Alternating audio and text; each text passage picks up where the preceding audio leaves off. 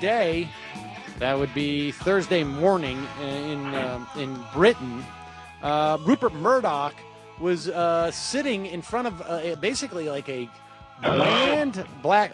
Hello. Hello. Hello. What? I'm looking. Hello. Well, oh, is it Rupert Murdoch?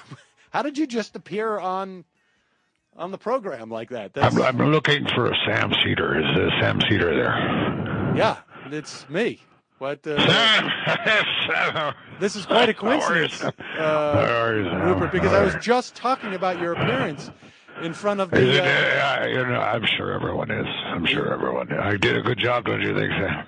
Actually, I wasn't terribly. Are you all right? Did you walk up a flight of stairs? That's a jet lag. Just jet lag, Sam. Jet lag? Wait. I only spend 10% of my time in the United Kingdom. I'm in and out all the time. Well, you see, wait, you're back in the United States already? Yes, private jet. But weren't you? Jet. Did you say cryogenics? Why would I say cryogenics? I thought you said cryogenics because I was wondering. I said private jet, and I never want to hear about the cryogenic. It's a private jet. Private jet. Okay. Wow, that was an awful quick jet because you were testifying this morning, and I listened to some of the audio, and boy, I'll tell you, you really got handed to you by a couple of the guys there. Particularly Robert J., who's the chief interrogator of the inquiry. Do you mind? But seriously, I had a couple good pot shots at him. I told him what's what.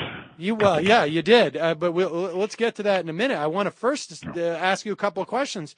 Now that I'll be on the phone. That's why I called, because you're my favorite interviewer, Sam. Really?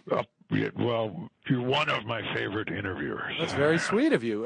Now, I want to ask you a question here. Okay. You were basically, you said there was a cover-up at the News of the World, but you were actually a victim of this. Is that right? I'm completely victimized. If I could be raped, Sam, that's how I feel. I'm a victim here. I'm sorry, did you say if you could be raped, that's how you feel? If I could be, I suppose I could be raped, but if I were raped, I assume this is how it would feel. And I am a victim of people whose names I cannot say, but who I know, who covered up this. And I have to tell you, it's one of the most humble days of my life. I have to say that you've said that before, When did it, what? You said, no, when you testified in front of the parliamentary committee, you said it was the most humble day of your life. That's true, too. Yeah, that's right. You've had a lot of humbling days. It's a humbling series of months, yes. Today was one of the humbling most. I'm a victim, Sam. No, I know. You said that. Now, I want to ask you. You said, quote, I think the senior executives were all misinformed and shielded from anything that was going on there. There's no question in my mind, maybe the evidence, but certainly beyond that, someone took charge of a cover-up, and we're all victims of that. So you're saying, and you're Sam. Don't get gotcha with me. It ended with, and I regret it. That's the quote. Why do you regret it so much if you're such a victim? Wouldn't you regret being a victim, Sam? I think we all can understand being a victim. All right, fair enough. And why did you? You said that you just didn't pay attention to this. No, I didn't. I find that hard to believe. I want to say, I feel like I've failed, and I'm very sorry about that. But how can I pay attention when I'm not paying attention, Sam? It doesn't make any sense.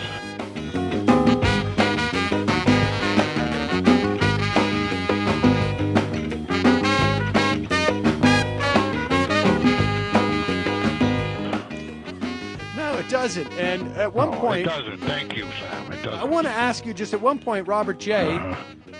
said that News International had obstructed the initial phone hacking investigation. You said the company did no such thing. Correct. And he said, if we have evidence that we've had conclusively demonstrates the opposite, your reaction?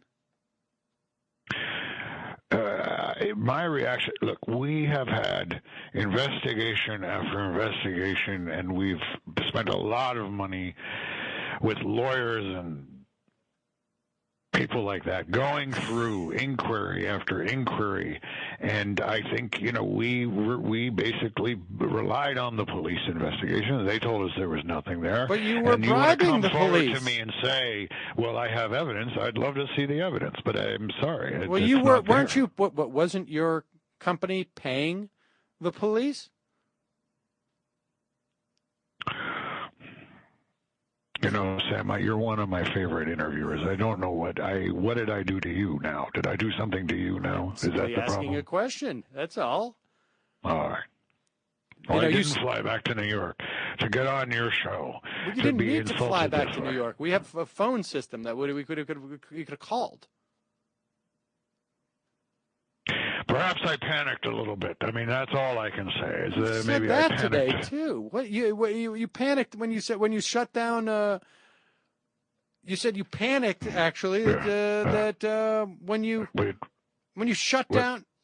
Yeah. When you shut down News of the World. I understand. I understand what I said. What's your point, Sam? Well, it just sounds like a lot of this is practiced. That's ridiculous. I'm an 81-year-old man. I don't have time or energy to practice responses. The fact is I panicked when I sold News of the World. I feel like a victim. I feel like I failed. I don't know how any of those things seem like practiced answers. Well, let me ask you this. I'll just repeat what the investigator said. Jay said. All right. Some might say this is consistent with the desire to cover up.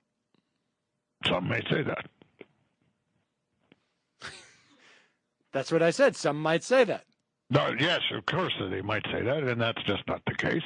Although I happen to know of two people who did the cover-up that I'm not sure happened. But you know who these people are, and you're not going to tell us. I do, and of course, why would I give their names up? That's poor gamesmanship. Is one of their last names start with Murdoch? You're going to try and trick me into this. I can see. Yes, that would be true. You said yes. What? Sorry, who? Well, Rupert, I want to thank you for calling in. I appreciate your clarifying this for us. No problem. Let me ask you this: what do you think the chances you're going to be walking the streets 6 to 8 months from now? What are you implying, Sam? Maybe you're going to go to jail. That's what. Clever, Sam. That's very clever.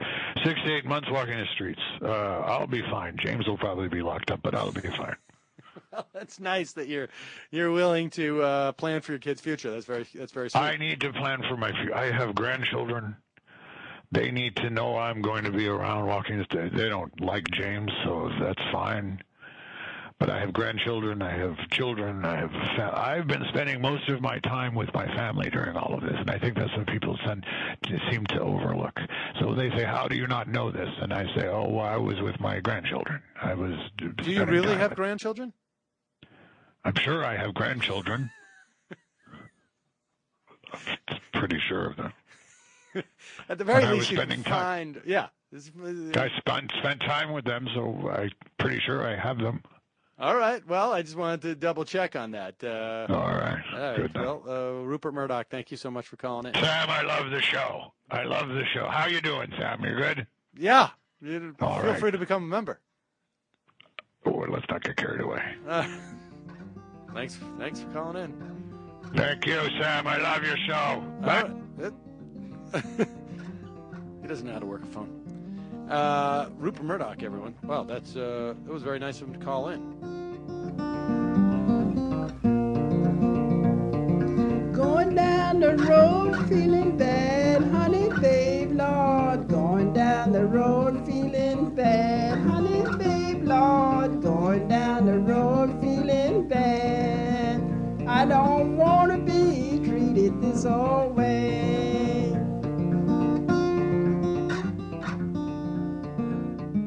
Social Security trustees, every year they come out with their report on the state of the Social Security Trust and how Social Security is doing. Before we get there, there was a good piece last week in the Columbia Journalism Review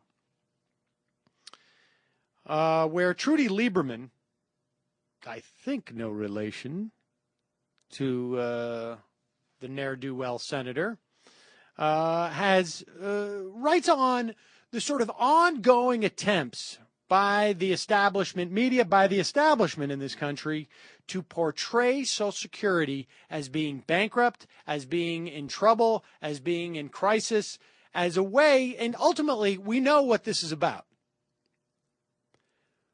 We know there is over $2.5 trillion in the Social Security Trust Fund. We know because Al Gore's attempts to promote the notion of a lockbox, you all remember that, right?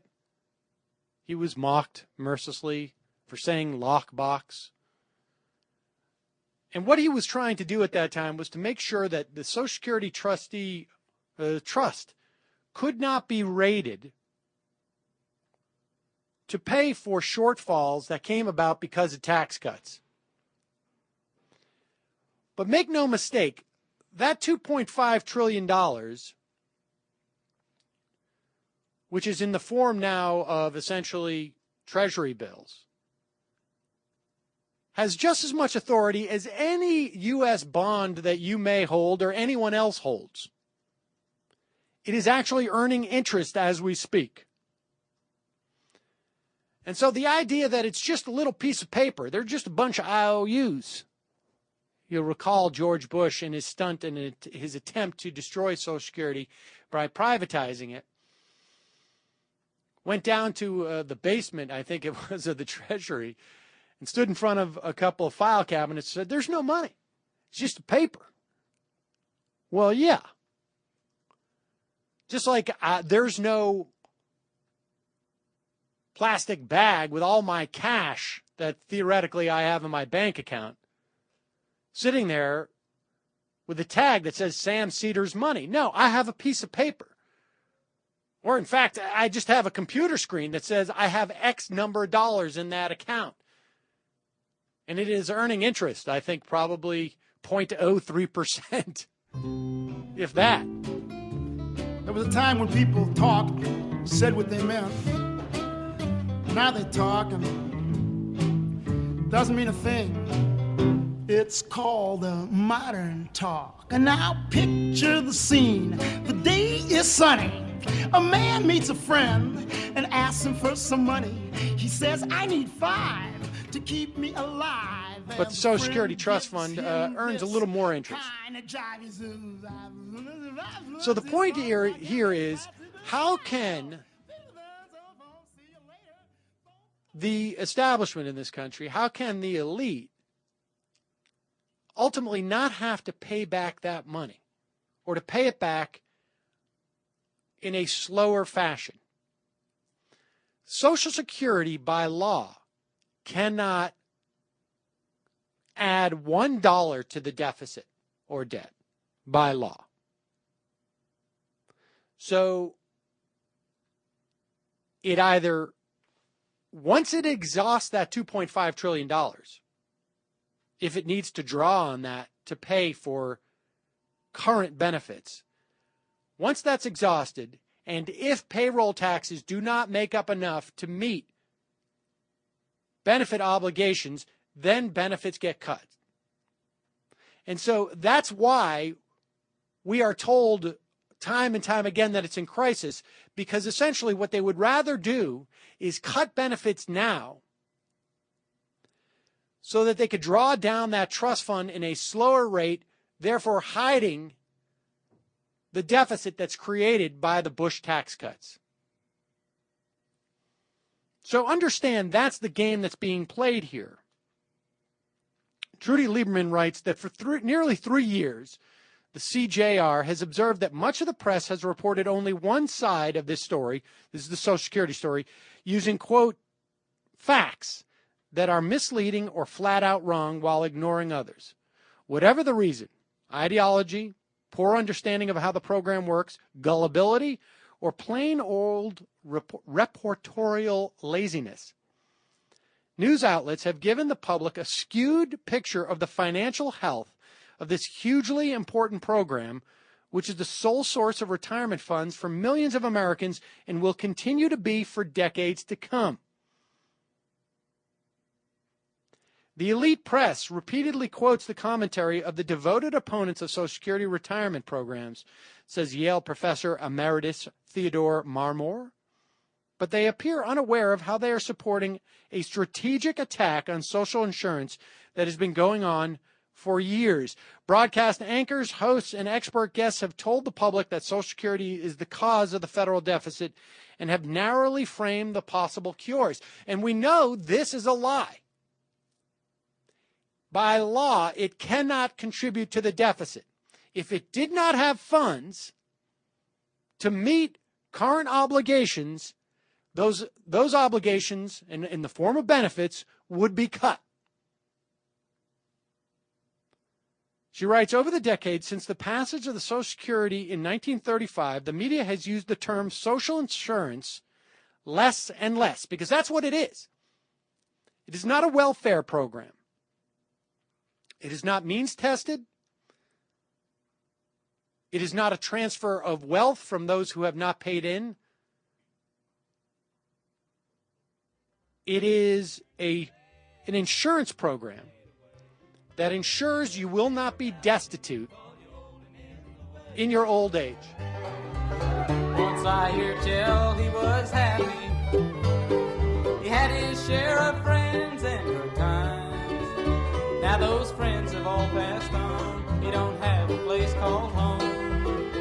Looking back to a better day, feeling old and in the way. Old and in the way, that's what I heard them say. They used to heed the words he said, but that was yesterday. It also ensures in the event that children become orphaned or that a person becomes a widow or widower. But primarily it is for retirement. It is social insurance. And because the media has slowly over the years, again, for whatever reason, used this term less and less, the understanding of what this program is has diminished. In 1930, the Washington Post, New York Times, and the Chicago Tribune together published nearly 80 articles with the word social insurance in the headline. In 1990, there were at most 2, one in the Times and one in the Post. By then, the Cato Institute and other conservative think tanks were well on their way to changing the media's narrative and description of Social Security. This has been an ongoing process pushed by the right wing in one form or another since the passage of Social Security in 1936. In 1983, Stuart Butler, now Director of Policy Innovation at the Center at the Heritage Foundation, crafted a manifesto called Achieving a Leninist Strategy. This is Trudy Lieberman writing again. Outlining how the right could systematically attack the country's most popular social program. The document advised, and remember, folks, that for years, polling on this has showed that 70% of the American public does not want Social Security benefits cut in any shape or form.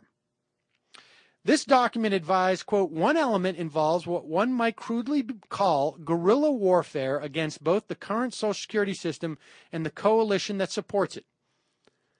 Butler and his co-author identified key interest groups, the young, the middle-aged, and those nearing or in retirement to target. The manifesto also described the need for, quote, an education campaign to gain the support of key individuals in the media as well as to win over vital constituencies for political reform, and it called for exploring and formulating into legislative initiatives methods of neutralizing, buying out, or winning over key segments of the Social Security coalition. One of those methods now is, of course, when the Republicans or anybody talks about raising the retirement age for Social Security or decreasing the cost of living increases, they always say, for existing retirees, it won't be an issue. For people who are 55 and over, it won't be an issue. Because they know that it's much harder to promote those cuts for people who are actually right in the midst of the need for Social Security. If you're in your 40s or you're in your 30s or in your 20s, you're just not thinking about it. You're just assuming, oh, I'll be one of those people who'll be a millionaire by the time I'm 65, 67, and I won't need that. If I run uphill, I'm out of breath. If I spend all of my money, then I've got no money left. If I place all of my chips on only one bet, I'm all in. And it's a surefire bet I'm gonna die. So I'm taking up praying on Sunday nights. And it's not that I believe in your outline, but I might as well as insurance or bail. 'Cause institutions like a big bright light. And it's creating the deficit because that's what we're told over and over again, despite the fact that it cannot do so by definition. And one of the ways in which they've been buying out the media, you can always tell. You've seen those commercials during the Republican debates where they have the 5-year-old kid who's saying there's going to be no Social Security for me, whatever it is. Always paid for by the Pete Peterson Foundation, a billionaire who has attacked Social Security. It's his lifelong goal to get rid of Social Security. And so you'll see members of the media go to press junkets, to go to conclaves, trust camps, whatever it is, and they're all sponsored by Pete Peterson. And he's brought in as an advisor. He is part of the supposed responsible set. And just on cue, the Social Security Trustees report comes out, and we see a series of mainstream media articles. Social Security's financial health worsens. Robert Pear in the New York Times, central message of the new report was the same in recent years. The two programs, of course, they've got to combine Medicare and Social Security.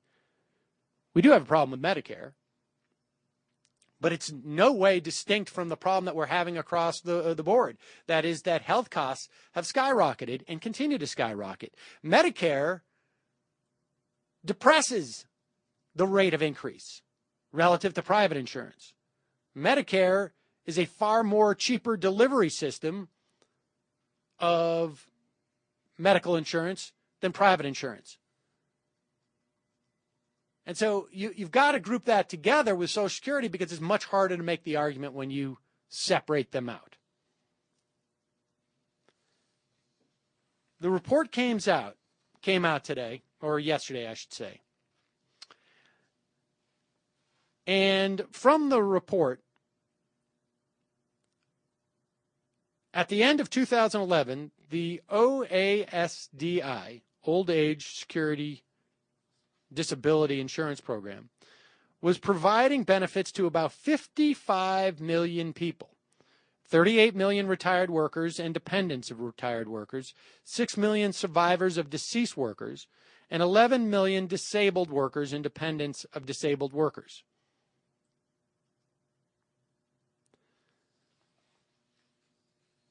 The trust fund itself is now projected to remain solvent until 2033, about 21 years from now. Now understand, when the trustees put out their report, they have essentially three projected scenarios: the low-cost one, the high-cost one, and the intermediate one. These are based on three different sets of projections because they're trying to guess. They more or less know actuarially what birth rates are going to be, although that's a little bit of a guess, but they certainly know what birth rates have been in the past. So they know that the baby boomers are going to be entering and have now entered into their golden years. They guess at what wages are going to be. They guess at what GDP is going to be. They guess at what economic growth is going to be. They guess as to what life expectancy will be. And to try and get as close to the reality as possible, like I say, they have three different sets of projections: the low cost, the intermediate, and the high cost. What they basically present as the most solid projection is the intermediate one. Over the history of the Social Security Trust Fund reports, they have always used the intermediate one, and it has consistently been more conservative than reality has turned out to be. But that's fine. Better safe than sorry. Susan finished school at 16, wants to be a secretary. 2 years later she's got nowhere, ends up in a factory. Making matches is so boring, she gets sad and so depressed. Here's a doctor smugly tell her, take these pills and get some rest.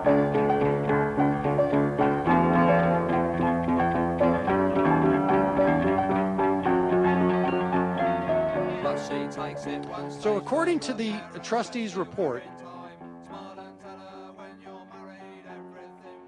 the trust fund for Social Security in terms of being retirement insurance will run out until will be fully funded until 2035. For the disability insurance, that will run out in 2016.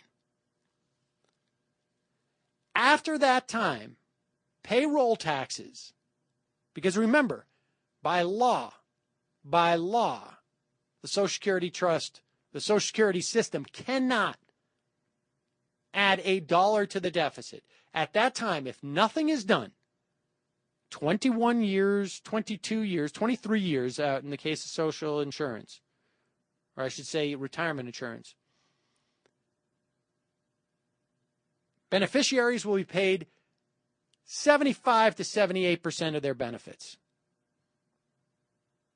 So we're looking at a 22% cut in benefits starting in about 2035 for retirement insurance if nothing is done whatsoever.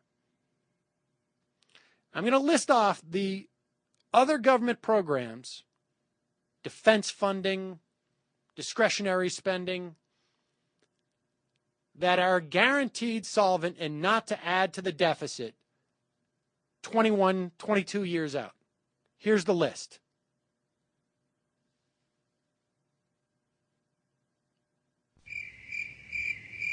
Crickets. That's it. Just crickets. And I'm not even sure that's an official program. There is no government program or government spending on anything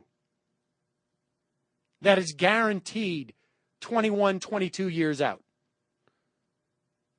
And then is guaranteed a minimum of 75% of benefits promised.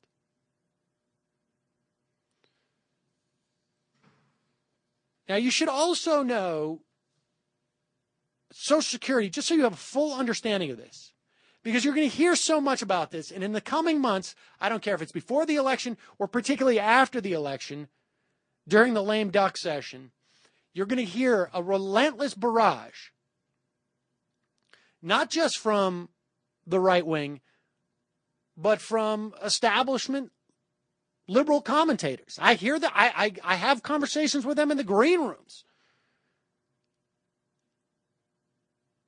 about Social Security is problematic. So I want you to understand exactly what Social Security is. No better time to do it than during this report. There are 3 revenue sources for Social Security: payroll contributions from employers and employees, interest earned on the Social Security Trust Fund Treasury bond holdings, and, of course, the trust fund itself. That's not necessarily income. That's just there. That's an asset, $2.5 trillion. But that's earning interest. And income taxes on Social Security benefits paid by those with higher incomes. In other words, if you have a certain income in your retirement, your Social Security payments can actually be taxed. So in that sense, not necessarily means tested, but if you are of better means in your retirement, you're still not getting full benefits on Social Securities. You get it, you pay taxes back. This report shows that Social Security benefits and administrative costs are exceeding the amount of payroll tax contributions collected. In other words, the amount that's being taken in from taxes on employers and employees is being supplemented by the income being generated by the Social Security Trust Fund. Now, you won't hear that second part, that it's being supplemented by the trust fund. It's just going to be, we're paying out more than we're taking in. This has occurred 18 different times since 1958. That's according to the Social Security Administration. 18 different times over the past 50-some-odd years. So the panic that you'll hear in the voices of these commentators is BS. Understand that. Right now, we are at an historical low in terms of the amount of income Social Security captures. In other words, it was configured to capture 90% of the nation's income. But because so much of the money being generated in this country is in the hands of so few, it is now only capturing about 83% of the nation's income. If you were to reconfigure Social Security taxes, instead of capping it at 110%, instead of someone paying who makes $50,000 paying 6% of their income as an employee into the system, and someone who's making $500,000 paying only 1% of their income into the Social Security, if you were to balance those two things out, we would not be able to say anything about Social Security other than it is completely solvent with 100% guaranteed benefits until the year 2085. And the only reason why we wouldn't be able to say until 2125 is because that's just simply too far out to predict. Tomorrow at sundown, love, girl, I won't be here. I packed my suitcase and I've got my pen. You can't really predict what birth rates are going to be in the year 2065 with any type of assurance. Right now, the average retiree receives $14,781 a year. So no one's getting rich off this, but nearly 65% of Americans who are seniors rely on Social Security for at least 50% of their income in retirement. So you're talking about 65% of Americans who are living off of $28,000, $29,000 a year in retirement or less on average. So no one's getting rich here. So the idea of cuts are far more drastic than the idea of lifting this cap. The Retirement Research Center at Boston College estimates that nearly 1/2 of Americans will not be able to maintain their standard of living in old age. That jumps up to 6 out of 10 when health and long-term care costs are included. So the idea that there's some fat to trim here is a joke. Another way of understanding why there's this supposed shortfall, and I say supposed only because relative to any other government program, there's simply nothing that is more assured than Social Security. Wage compensation has lagged profits in over the last decade. Wage as a share of GDP has fallen. Prior to 2000 and back to at least 1985, this is when this data was started to collect it. The ratio of wages to GDP was around 40%.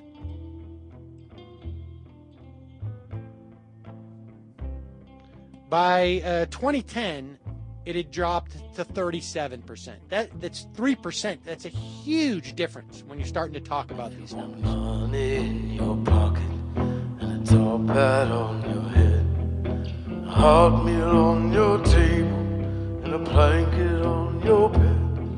Well, today's gray skies, tomorrow is tears. You'll have to wait till yesterday's here. Well, I'm going to New York City. Now, the other argument you're going to hear is this notion that we are living longer. Well, the fact of the matter is that at the age of 65,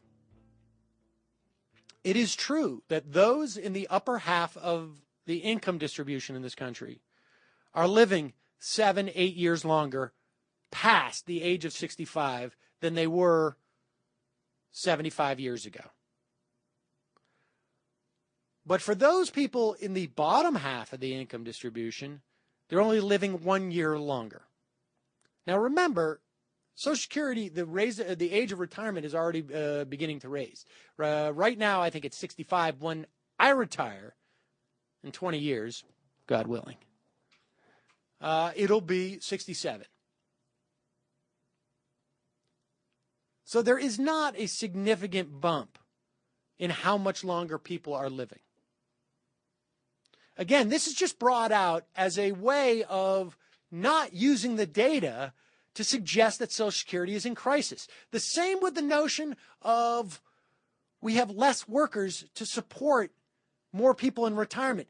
That's why we have a trust fund. That's why in 1983, the Greenspan Commission under Ronald Reagan raised the amount of Social Security taxes that were being taken. This was all anticipated. People will refer to those two facts as a way of implying that there's something wrong with Social Security. But the numbers that underlie those, the actual numbers, the actual projections, prove that that's not an issue. It's already baked into the cake. So you'll hear this over and over again. This is leaving aside the notion that 70 years after the advent of Social Security, one would have hoped that we could actually progress further. In other words, there's no reason why we shouldn't make Social Security benefits more generous. There's no reason with progress that shouldn't mean that people can retire earlier. The only reason is that there are people who simply don't want to pay the traditional amount of income taxes that they've paid or they would have paid over the course of the past 100 years in this country. 75 years. In Germany they blame the illegal alien, they blame the homosexuals, they blame the racial minorities, they blame the nomads and homeless. In Germany they built too many prisons, they set them for war protection, they got everyone's consent, they got photo approval. And to justify the effects on the economy, and that the rich stealing everything. What we don't know will be due to repeat over and over and over and over. There's simply just more of a desire now to redistribute wealth upwards. Repealing the Bush tax cuts. Repealing the Bush tax cuts only by a third would fill the so-called shortfall in Social Security. But again, I think just raising the cap is the easiest thing to do at that point. So I just wanted to make sure that we went through this report, because you're going to see headline after headline. You're going to see talking head after talking head. They are laying the groundwork to cut Social Security. And there's absolutely no reason to do it. None. And the cuts that they're projecting, to fill that shortfall now with cuts, you would have to cut Social Security starting tomorrow by 16%. None of these politicians will suggest that, because they know they're going to get a pushback. So if you start to cut Social Security, plan to do it, let's say, in 20 years. They're talking about cuts in Social Security that would be equal to, if not greater, than the actual cuts that would be necessary if nothing was done whatsoever. In other words, we're only going to get 25%, 75% of our benefits starting in 2035, 2033. The cuts that they're calling for are actually greater than the cuts that we would get if we did nothing, which is proof right there that this is not about shoring up Social Security. This is about taking pressure off the obligation to repay the money that has been borrowed from the Social Security Trust Fund. We're going to take a short break. When we come back, we're going to be talking to, we're going to play the interview that I did with Brian Barr at the Mass Tort Conference on the settlement that BP signed on to. The interesting thing about this interview is, notice that while it's being reported that the BP settlement is for $8 billion, that's simply BP's number. Nobody really knows how big this settlement's going to be in dollar figures, because all that was set up was a process. And nobody really knows how many people are going to be in the process or what the size of their claims are going to be.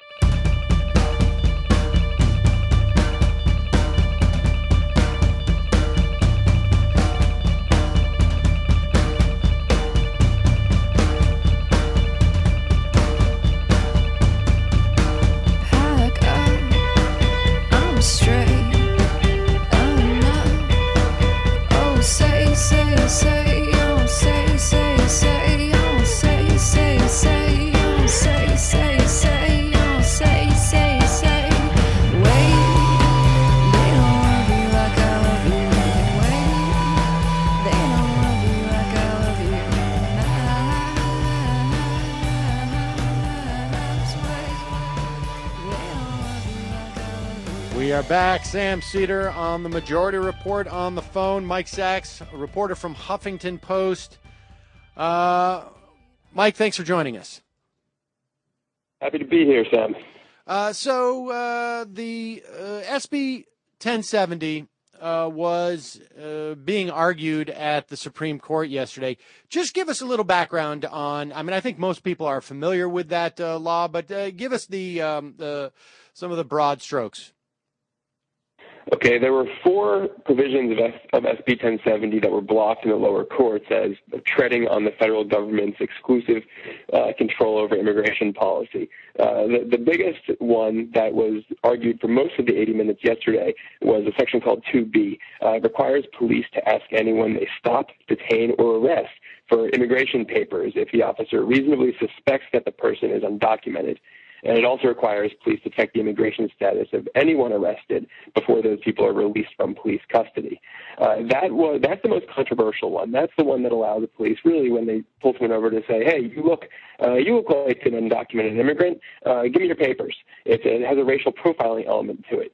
But at the court yesterday, the Chief Justice Roberts made it very clear that the racial profiling and discrimination aspects that have made SB 1070 so controversial were not in play in this case. It really was a technical matter of whether or not these provisions of SB 1070 tread on the federal government's exclusive prerogative to police federal immigration policy. Okay, now wait, let me stop you there.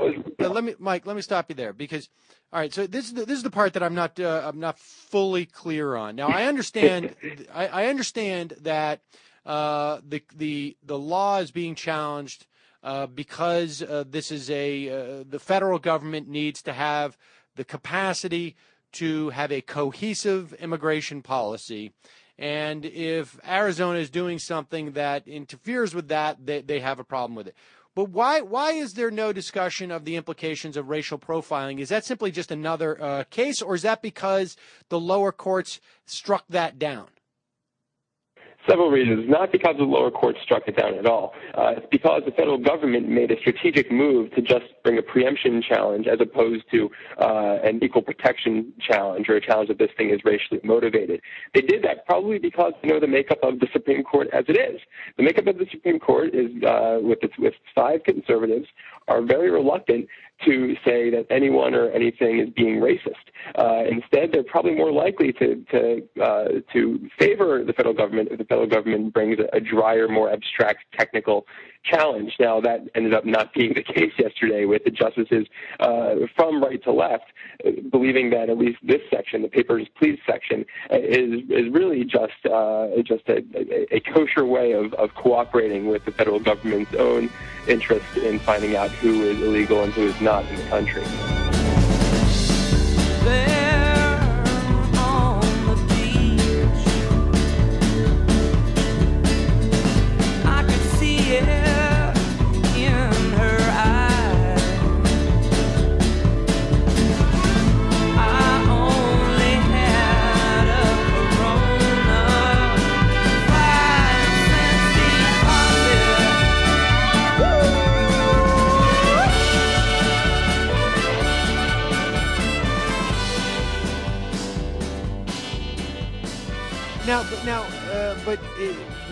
Will the administration, will the federal government have a second bite at this apple? Because, all right, so you have the Ninth Circuit Court of Appeals has blocked at least the implementation of some of the aspects of the law, correct? Right. Yes. And so, will, once the implementation, if those aspects of the law get implemented, will then the Department of Justice have an opportunity to say, okay, now we have a problem because you're actively engaged in racial profiling? Absolutely, and so will civil rights groups and individuals who've already brought suit, and those suits are pending this current decision. So if these sections get unblocked and they're allowed to be enacted in Arizona and similarly in other states that have followed suit, then you will have civil rights groups bringing action saying that this thing is racially discriminatory in violation of the 14th Amendment. It violates people's 4th Amendment rights for unreasonable searches and seizures. It violates people's 6th Amendment rights to be confronted with the evidence against them. All these things will come forward in subsequent challenges. Whether courts below or this Supreme Court will be sympathetic to those challenges will really depend on the amount of evidence that individuals actually impacted by these laws can bring in trial and then going forward. Okay, so at this point, because these laws aren't yet sort of being executed or implemented, it may be difficult to argue standing in certain situations because you haven't been in any way a victim of these laws.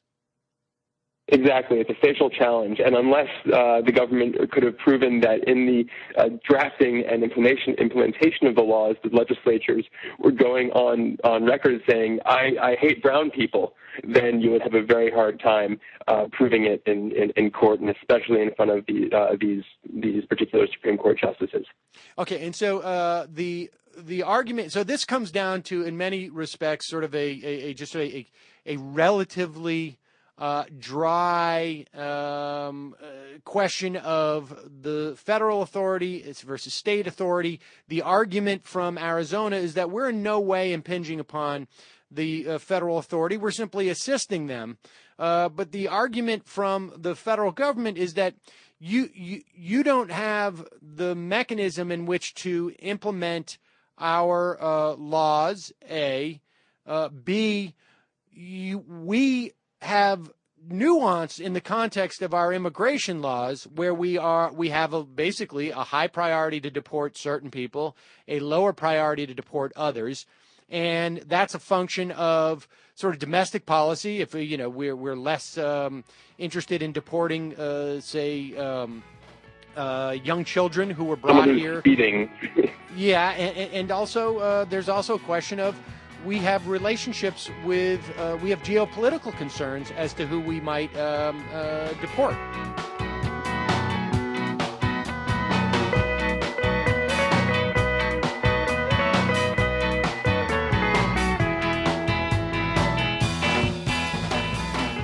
Right, and the Solicitor General yesterday leaned heavily on those geopolitical concerns, the prospect of pissing off a country to our southern border if we indiscriminately make, or rather quite discriminatorily, if you will, put into jail many foreign nationals for existing illegally in our country.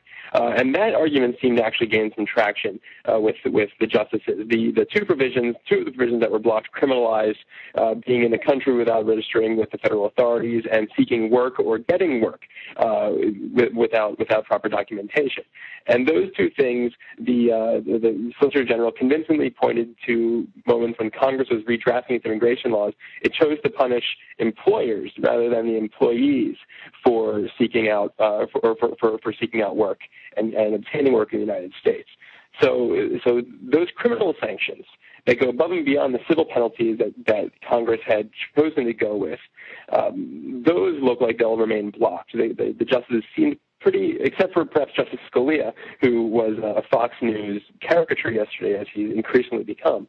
Those criminal sanctions seem to put a bad taste in the justice's mouth, again, from right to left yesterday. This is the thing I think that most people don't realize is that to be undocumented in this country is not in and of itself a criminal violation. It's a civil violation. Right. Yeah, and you can be deported. And that's, I think the Obama administration has actually been very profligate in deporting people from the country who are not here with proper documentation. But it's never been it's not a criminal offense at all, and that's where Arizona likely stepped over the line, and where the justices will likely say so. And so when will we when do we expect to get a ruling on this? The end of June, perhaps even the very last day, coming down in tandem with the healthcare cases. Probably the last Monday or the last Thursday in June, depending on how quickly they write the opinion. Oh, great. Well, that should be an interesting day. Mike Sachs, thanks so much for joining.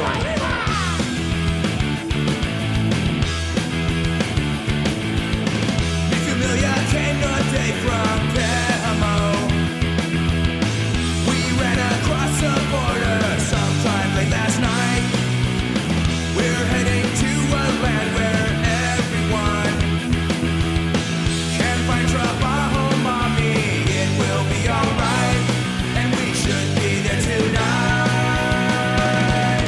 Run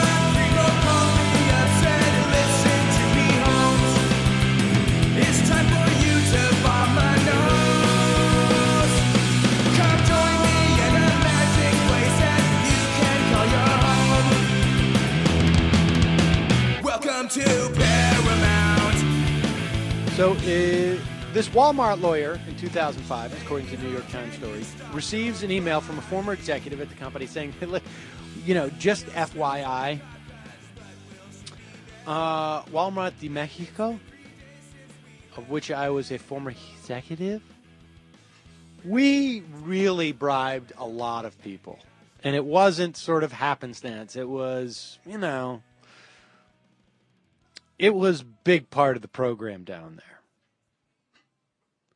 We paid bribes to obtain permits in every corner of the country to build these stores.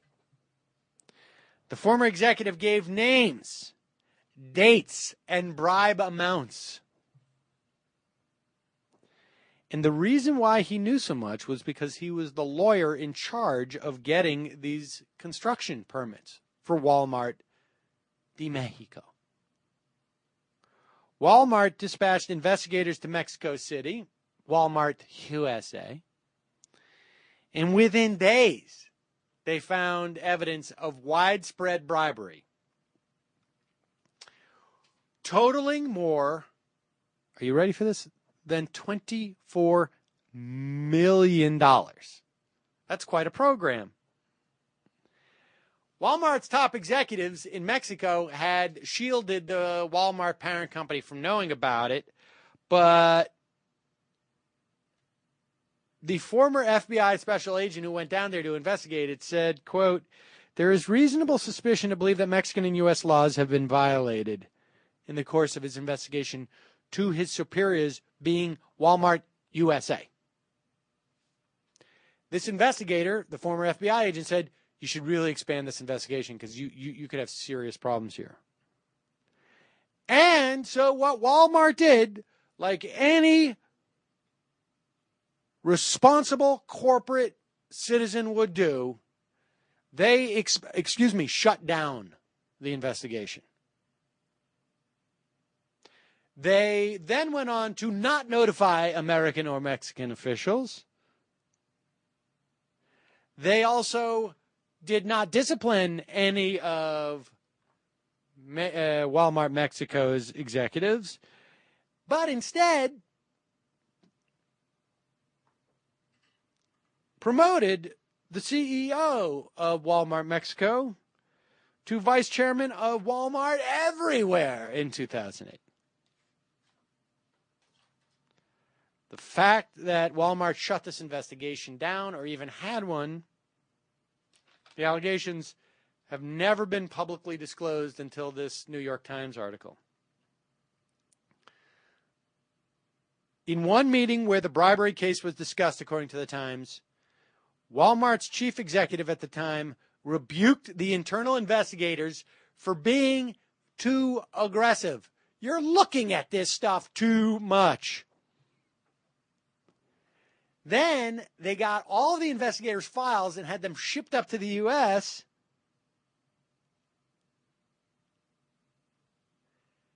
and gave the responsibility for investigating Walmart de Mexico to the guy who oversaw the campaign of bribery. That price you hear is not, that noise you hear is not prices falling.